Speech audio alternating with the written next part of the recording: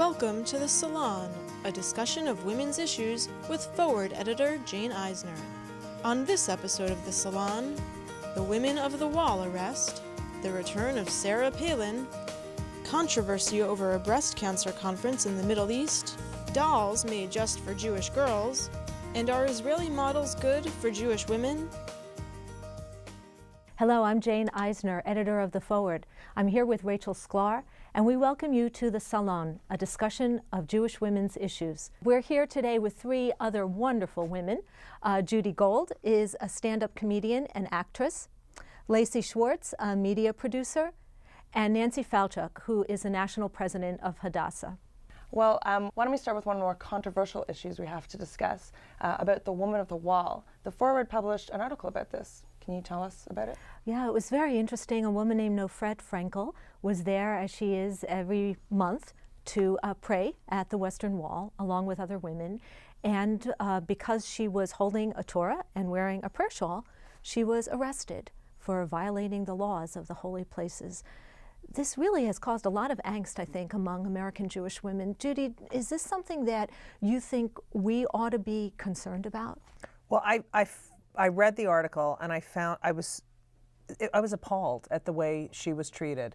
I felt like she was abused by the police, pushed, and then was threatened with not being able to practice medicine after she has served her country. Because she's a medical student. Because she's a medical student, yes. And she has served her country, and she is a religious human being, and she has beliefs, and I don't think that it is fair to say this is the only type of person that can pray in this way at this place. I just think I found it. I was very, very upset about the article. But Nancy, you're in Israel all the time. Is there anything that American Jewish women ought to be doing to sort of further the idea that there should be religious equality there? Not only equality, but freedom. You know, it's more than equality. You should be free to be able to pray. And Hadassah, since 1990, when the Women of the Wall started, we were very involved in that and have come out and made strong statements. I think what upset me the most about this particular incident was that the police were saying they were protecting. It was in the best interest of the environment to take this woman out of this situation from the wall. Right, and to push her roughly and while to push her carrying a Torah. roughly away. Right. Whereas if anybody knows how to do protective kind of things, the Israelis do. And I just found it particularly abusive and particularly terrible. But it's religious pluralism and freedom to practice, man or woman, whatever kind of religion you want to, wearing whatever you want. I have to say that I actually went to Israel for my first time last month, and my experience with the wall, I was really looking forward to this sort of spiritual experience, and it was actually really amazing when I got there. I was like, you got to be kidding me, like this much for men and this much for women? It really just dampened the whole experience for me. I don't know, Lacey, you've been to Israel. Yeah, I have. I mean, it's interesting because I think that sometimes I can hear stories like this and I can feel so detached from it. Like it doesn't affect me, but I think exactly what you were saying about the fact that it's not even about religious pluralism, which is a luxury I take for granted here in the U.S., but it's really about that freedom. And once somebody's freedom is violated, then that's when we have to step up. I mean, it's interesting. I mean, I've been to Israel twice, most recently last summer. And when I'm there, you know, you're going through your own personal journey and figuring out, how do I connect to this? What is this about for me? You know, so much of the time when you talk about distinctions between especially denominations, I just kind of tune out.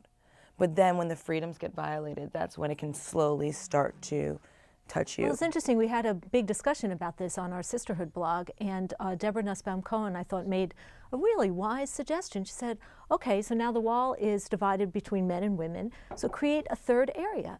Create an area for egalitarian prayer. So if men want to, so not go over in Jerusalem. I know, but it wouldn't stop any man from praying with a man or other men, and women praying only among other women. But for those of us who are accustomed to praying men and women together, it would create an opportunity for that.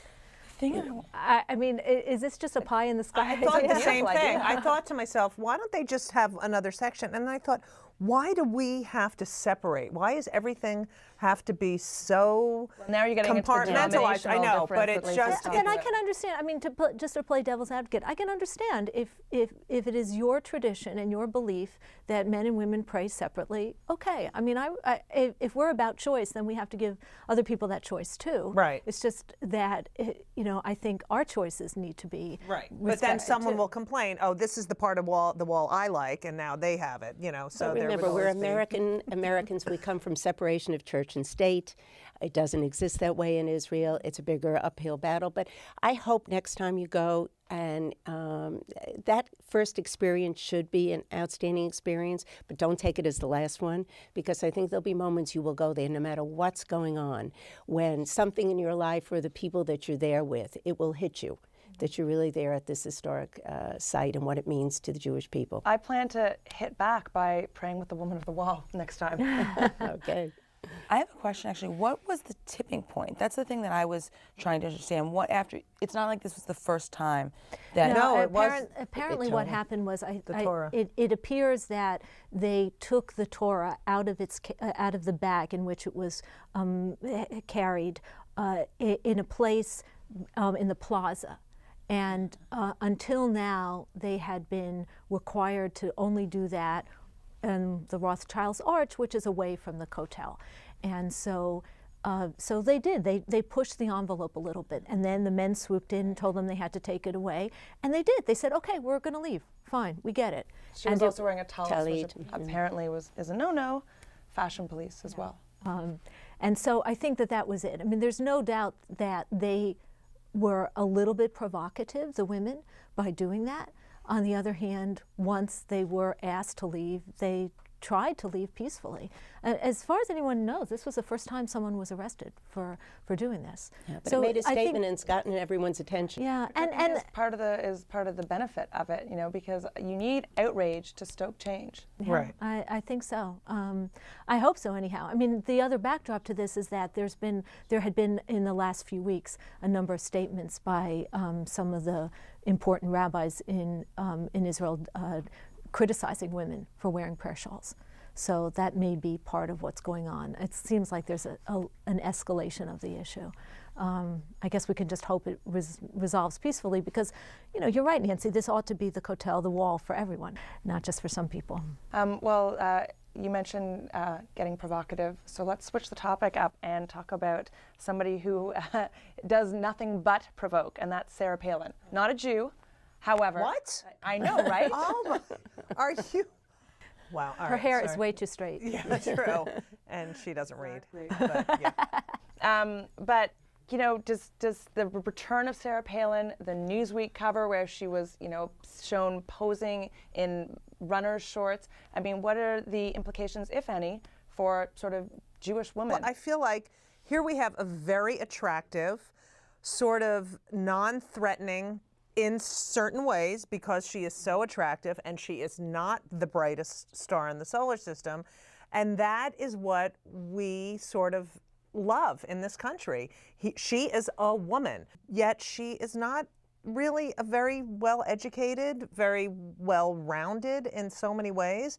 And I feel like, the women who are like that, the Hillary Clintons, I know that that's another provocative name, but I'm just saying these people are criticized and criticized and criticized, and yet they do have this sort of educational background. They are very well-rounded. And, to me, it's all hype and there's no substance. And it really, I find it. But then again, she did sort of bring the Republicans together, and She's a lightning rod. She really is. Whether you love her or hate her, she's a lightning rod. So we did a story last year during the election, which we tried to explore why do Jewish women seem to have a specific visceral reaction against Sarah Palin. Do you have any ideas about that?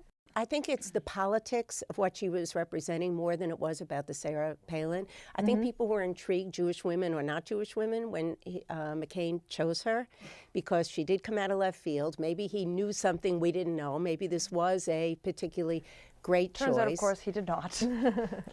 Turns out he did not, but it's for politics, I think, that for Jewish women. I mean, the gun-toting woman out, getting her kill is very hard for a Jewish woman to identify with. But also, I also feel that she's not a learned person, and I think you've really hit on something there, actually. You found the bridge to Jewishness there, because when you were the way you're describing Hillary Clinton, sort of, made me think of, being in class, like, oh, with your hand up. Right. Like, the Jewish stereotype is being smart, being educated, and not being afraid to show that. Well, actually not being ignorant, knowing a lot of different things. I did a show, 25 Questions for a Jewish Mother, and I remember before I interviewed Jewish women all over the country, and before I interviewed the very Orthodox, the ultra-Orthodox women, I had this thing in my head thinking, oh, they're not as educated as their husbands, or they sort of take care of the family, and they were the most educated and the most learned out of these women that I had interviewed, and I was shocked. And I feel that it is really a Jewish way of thinking. Look, we study the Talmud. We've been studying it for thousands of years, looking at things in different ways. And Yentl. Yes, well, I think one of the things also is that with Sarah Palin, one of the reasons that she's kind of thought-invoking and a little bit provocative is because she is kind of, in a certain way, a traditional woman, but then in the other way, she's very confident and very strong in a way that as strong, learned women, that's a little bit confusing. Right. Or also, you don't really know what to do with that because she has nothing to back it up.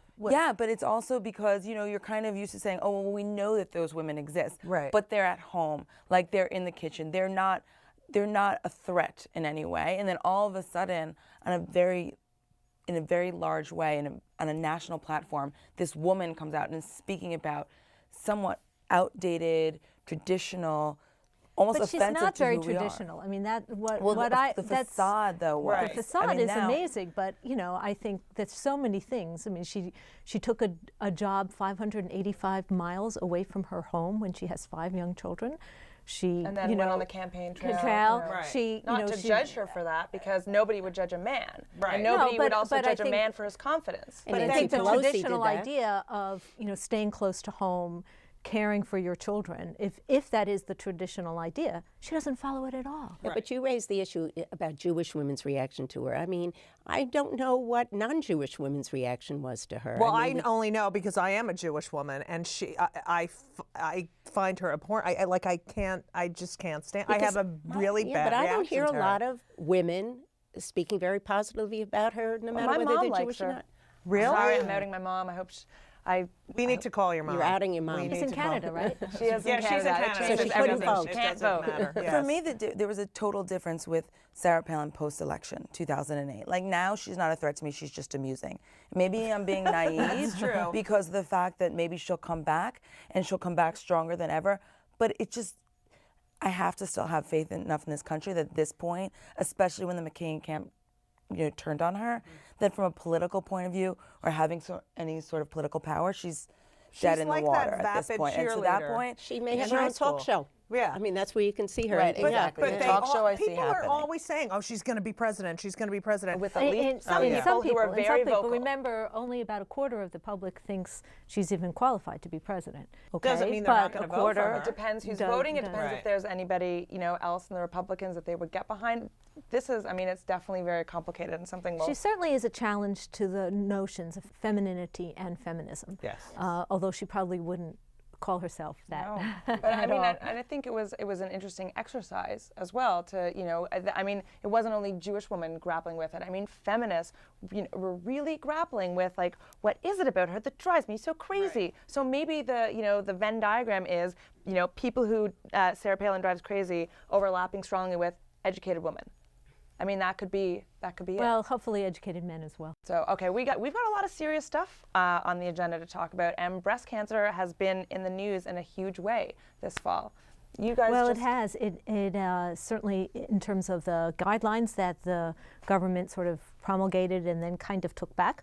But also there was this issue with the Susan G. Komen for the Cure and the conference that they organized in Egypt, and a question about whether some Israeli women were invited and then disinvited and then invited again. There's some concern about what happened there. But beyond that, I'm just sort of wondering, can this important conversation happen among women, even in a volatile place like the Middle East? And how do you make it happen in a way that seems productive?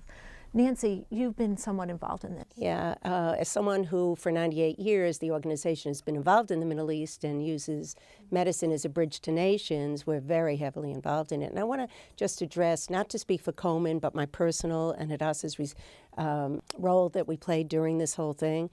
We actually had invited Nancy Brinker and the Komen people to Israel after Egypt months ago. I mean, we have had a relationship with them. They funded a lot of the research that we do. And what we had found is there is an enormous rise in 20-year-olds in the Middle East with breast cancer. In Israel, the Palestinians, the Egyptians, the Jordanians, and the docs all work together.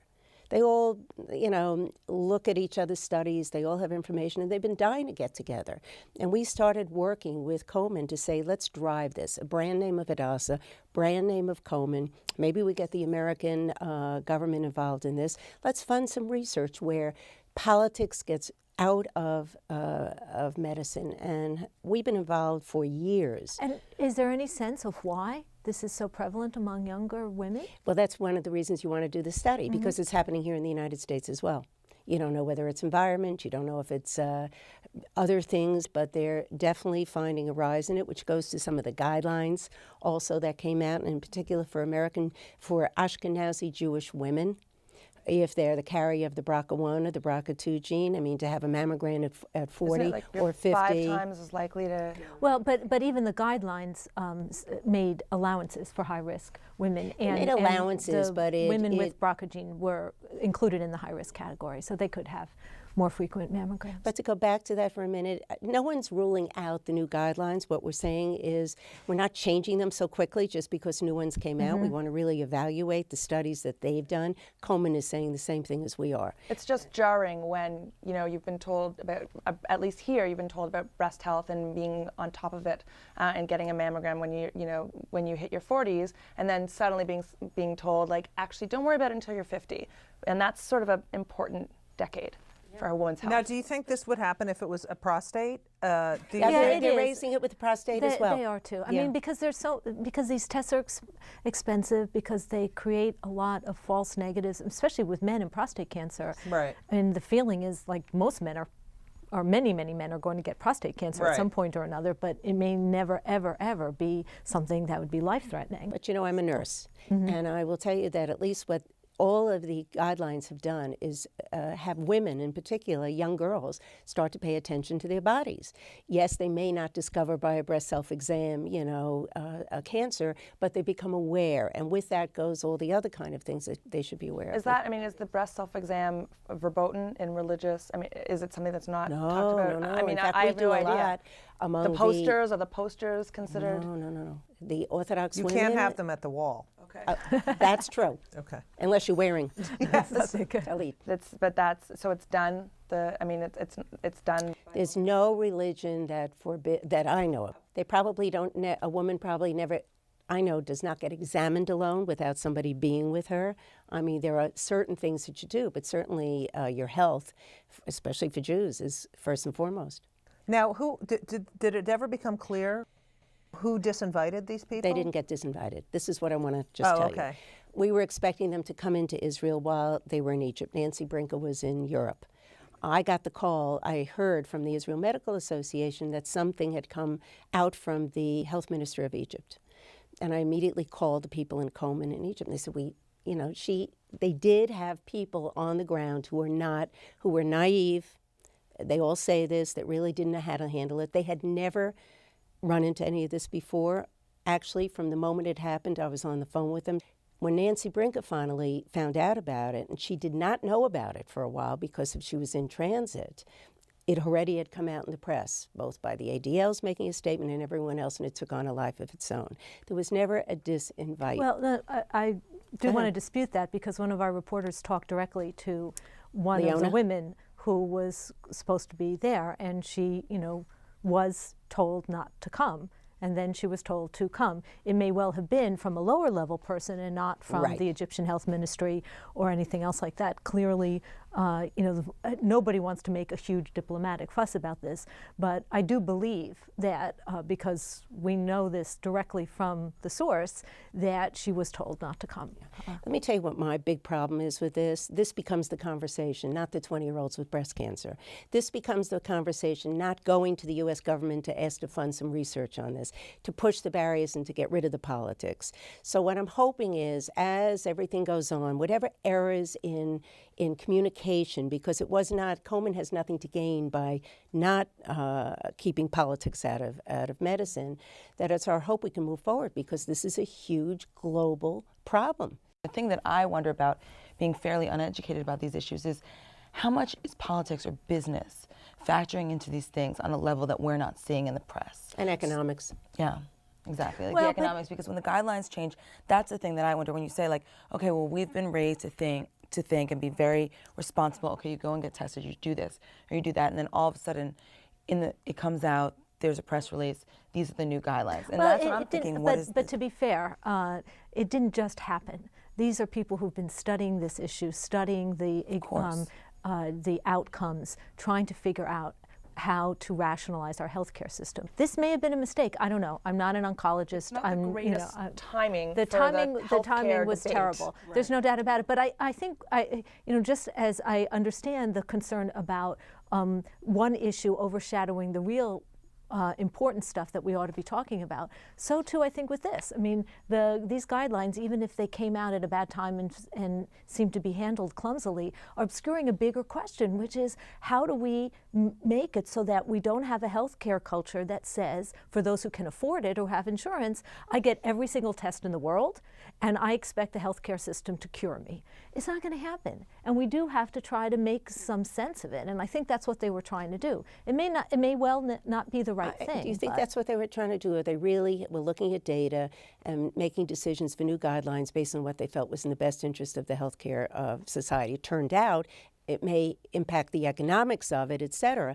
But I really think that, because Susan Love came out and made a couple of statements, and I spoke to her the other day, she feels that this is the right way to go. She feels that women have gone through some terrible times with false positives and things. There's a big question. And, in the coverage, I mean, this has actually gotten a lot more media coverage than I ever would have expected, frankly. And, that has been at the root of it, is sort of looking at the credentials of the panel and the reasoning behind the statement. But I think, to that point and to your point about where the focus is, the good news is that, wow, people are talking about breast cancer. It is a big deal. It is big news. So I think that at the very least, that is the silver lining to whatever the clouds are here. There's so much to say about that topic, but we still have more. So let's talk about something that is no less fascinating for a Jewish woman. I want to talk about this new American Girl doll.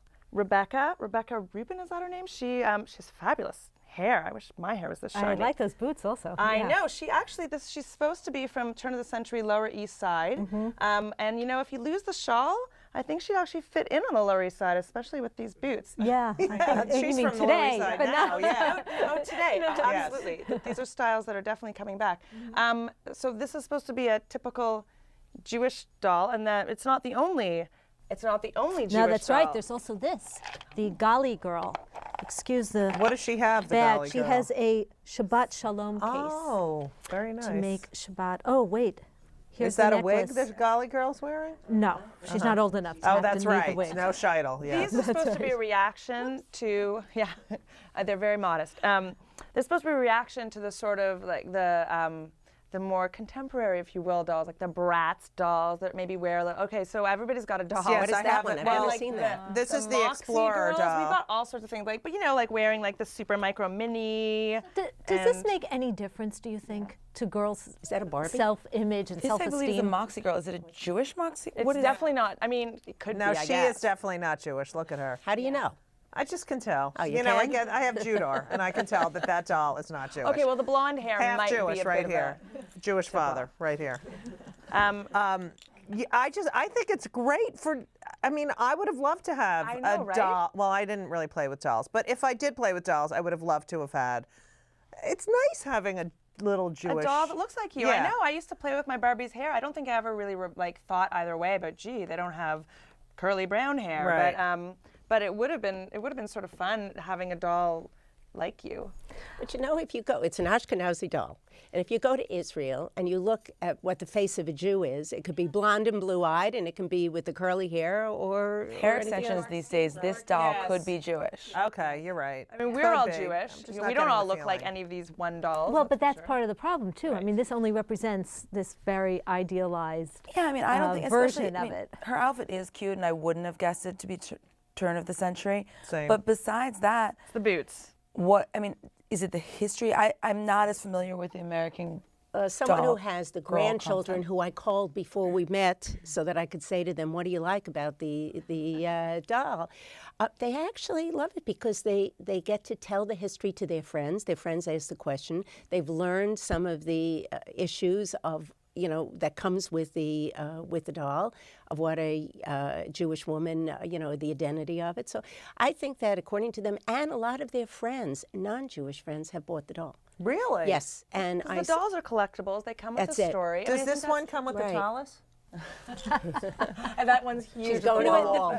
Therefore, Yeah, the Gali girls are supposed to also represent Jewish girls from sort of different historical periods as well, and that's part of it. I don't know. For me, I think I would have really liked to have played with dolls that I could, you know, bring into the make-believe world of the stuff that I was learning at Hebrew school and Sunday school and whatnot. I was really into the whole, you know, the Jewish stories. I mean, they're fantastic, you know, exciting stories. Esther, there are a lot of good I think it heroines. is, and it's a really palatable way for kids to say, "Here, I'm Jewish," and be validated. But And- remember, Judy, it's also a really expensive way to. yeah, that's true. They are really very expensive. And I think that that's part of it too. I mean, it's. But you that's know, why you get it as gifts. Well, but somebody's paying. But it's good at I least mean, to have the option. If your kid is hucking you for an American Girl doll, at the very least, you get to pick which doll. I guess. Well, After you take out a second mortgage. that's right. how much are the mean, Gali this, girl dolls? It's a denomination of 18. Yeah, I but look think at that when they're you, not. I think neither of them are cheap. Like I think that you know These are quite expensive, and you know, It's a I mean, business. it's all very noble, exactly, but it's a Right. business, and there's this sort of commercialization of childhood that's happening. I mean, playing But with it's dolls happening is everywhere. fabulous. It's nice to be included, I think. It's nice to be included Yeah. in the commercialization. Yes. That's right. Well, I guess it's an equal opportunity exploiter. And now with Hanukkah, you know, and all the holidays, something to think well, about. all I know is that the Barbie doll was for a young girl, no matter Jewish or not Jewish, to look like that. I mean, that was not, at least on the Jewish doll, gives you a role model that's you can achieve if you want. You know, it's not this felt, you know, Right. long-legged. Well, these dolls are a case in point. I mean, it is great to look like a Jewish woman right now. Jewish women are hot. Oh, it's unbelievable. I mean, we have a joke in the office that if we put a picture of an Israeli model on the cover of our newspaper, we will definitely attract more attention.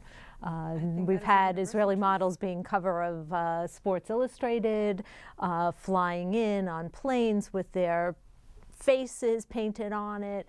Bar Raffaelli. Bar Raffaelli, we have had Esther Shalom Harlow, Ginsberg. yeah. I mean, it's been amazing. Of course, it's also leads to the kind of objectification of women's bodies, and that might not be so good too. You know, the Jewish Theological Seminary had a program with some of the models, and there was a lot of criticism that this is. What was the program? Like with them or Why Can can't never they win. be Studying them? beautiful and use that? Well, I don't understand. What's, Well, because I think the feeling was, I'm Right, just yes. representing it. I think the feeling was that that's not the kind of role model of women that a theological seminary ought to be promoting. I think if you're beautiful, then, you know, Flaunt flaunt it. it. right? Yeah, got All it. your gifts. I mean, frankly, that's how we chose this panel.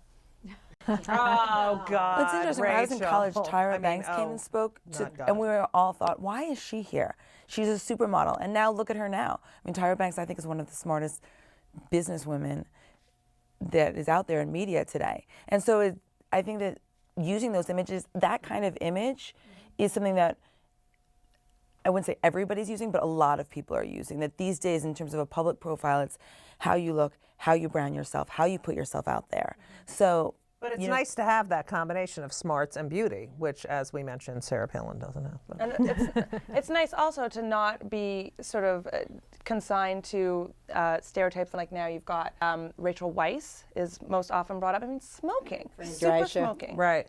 Yeah, I mean, obviously, like her persona is obviously more of an exaggerated caricature, but she's also equally smoking. I mean, I'm going to keep on using that word until you can find me a Jewish woman who isn't gorgeous. But here's a dilemma for us in my organization. Here we are, 98-year-old organization, and the image has always been, it's your grandmother's organization. No, I have to say something. For my 40th birthday, my mother bought me a lifetime membership to Hadassah. So, now we have a young, gorgeous woman I in wanted. It.